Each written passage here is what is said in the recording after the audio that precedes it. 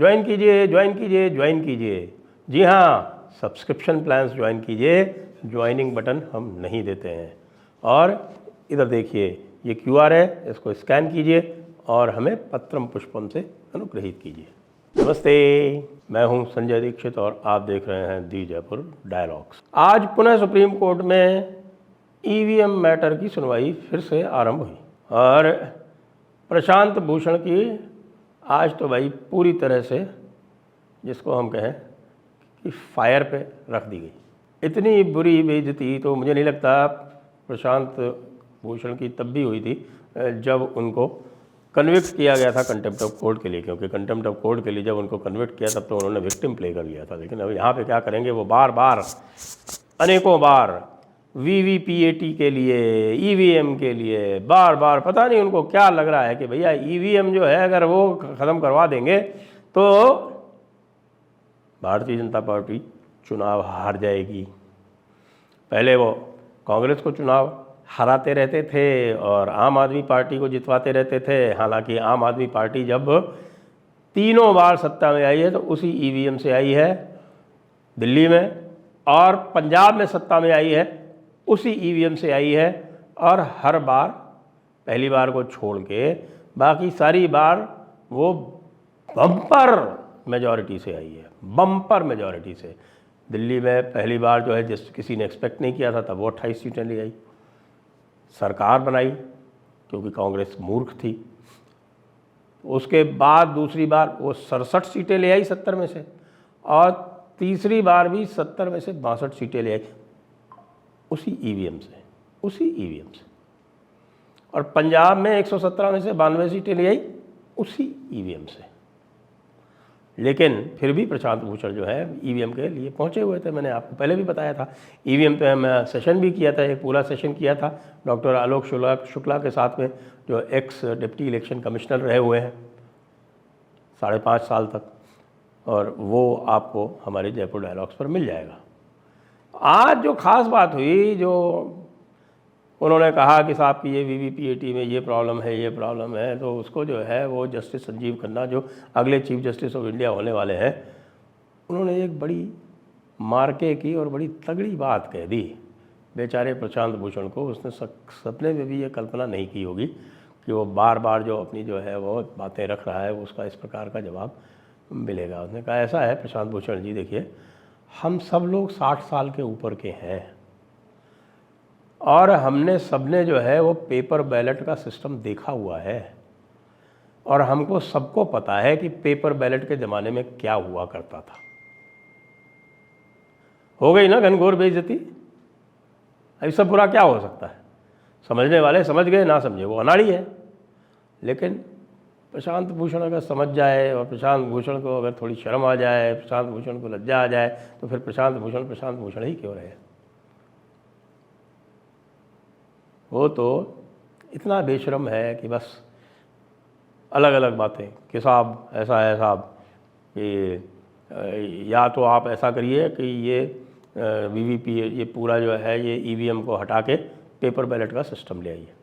उस पर आपने टिप्पणी सुनी ली, ये क्या कहा जज साहब ने। तो एक तो बात स्पष्ट हो गई कि भैया पेपर बैलेट तो किसी भी हालत में नहीं आने वाले, कुछ भी कर लो तुम।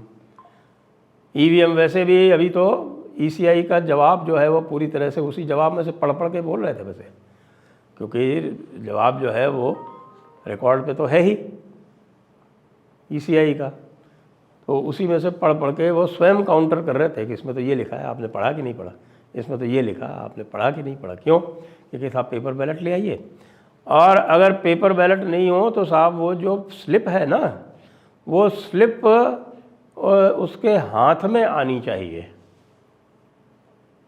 और वो जो अपने हाथ से फिर वो उसको डिपॉजिट करे, और फिर पूरी की पूरी जो VVPAT है उनकी काउंटिंग हो।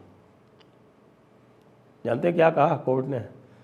कोर्ट ने कहा कि ऐसा भाई, हमारा अनुभव ये कहता है कि ह्यूमन इंटरफेस जितना कम होगा ना, उतनी ज़्यादा जो प्रक्रिया है वो स्वच्छ होगी।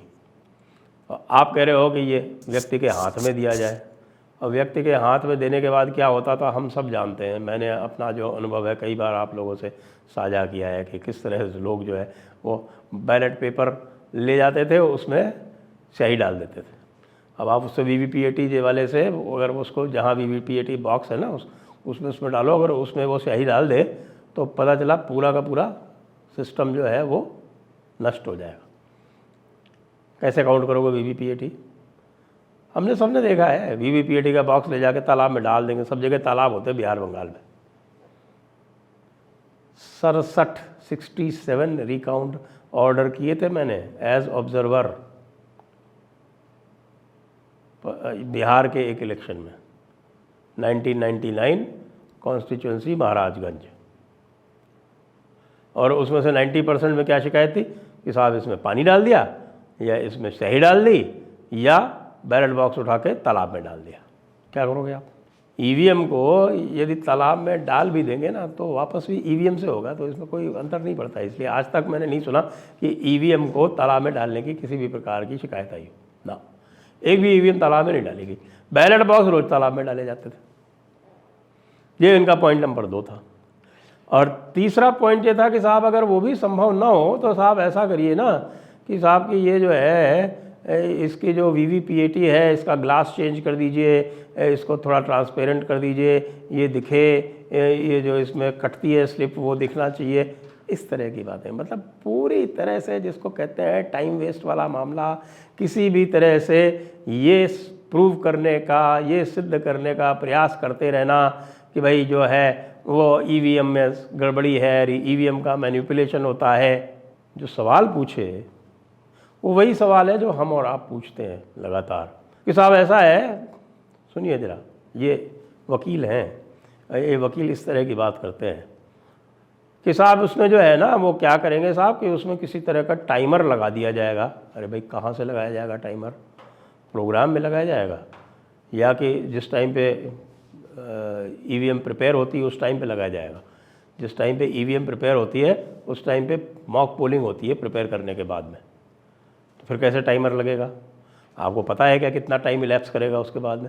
नहीं, वो टाइमर ऐसा लगे होगा कि साहब मॉक पोल होने के बाद में वो 10 बजे से चालू होगा वो टाइमर, और 4 बजे वो 10 से 4 का वो टाइमर होगा, 10 बजे चालू कर दिया जाएगा और 4 बजे जो है वो इस तरह से टाइम कर देगा कि वो वोट जो है उधर से उधर हो जाएगा उतने पीरियड में। इतने मूर्ख हैं ये लोग। सिस्टम बता देता हूँ, EVM को पता नहीं होता कि उसके किस बटन पे कौन सा सिंबल लगेगा। ये सारा कार्य जो है वो तब चालू होता है जब कैंडिडेट्स की लिस्ट फाइनल हो जाती है, सिंबल अलॉटमेंट हो जाता है स्क्रूटिनी के समय, और विड्रॉल हो जाते हैं, उसके बाद में फिर EVM प्रिपेयर की जाती है। और EVM प्रिपरेशन के बाद उस पर मॉक पोल्स होते हैं, सारे रिप्रेजेंटेटिव्स वहाँ पे रहते हैं। अच्छा, EVM अलॉट कैसे होती है भाई? आपको पता नहीं होता है कि EVM कौन सी अलॉट होगी?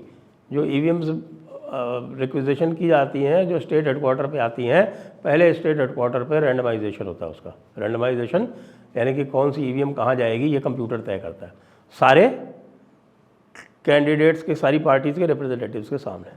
फिर जब डिस्ट्रिक्ट में जाती है तो फिर वहाँ पे सेकंड लेवल रैंडमाइजेशन क्या होता है? उस रैंडमाइजेशन में ये तय होता है कि कौन सी EVM जो है वो किस कॉन्स्टिट्यूंसी में जाएगी। एक डिस्ट्रिक्ट में अलग अलग कॉन्स्टिट्यूंसीज होती हैं, और कॉन्स्टिट्यूंसीज मतलब सेगमेंट्स में किस में जाएगी। और फिर डिस्ट्रिक्ट में कॉन्स्टिट्यूंसी जब हो जाती है अलॉट, तो उसके बाद फिर एक थर्ड लेवल रैंडमाइजेशन होता है। उसमें यह तय होगा कि कौन सी, सीरियल नंबर सबका होता है, कौन सी EVM जो है वो किस बूथ में जाएगी। इतना होने के बाद में कौन सी EVM में कौन सा टाइमर पहले से फिट किया जा सकता है प्रोग्राम करके, ये तो प्रशांत भूषण ही बता सकते हैं।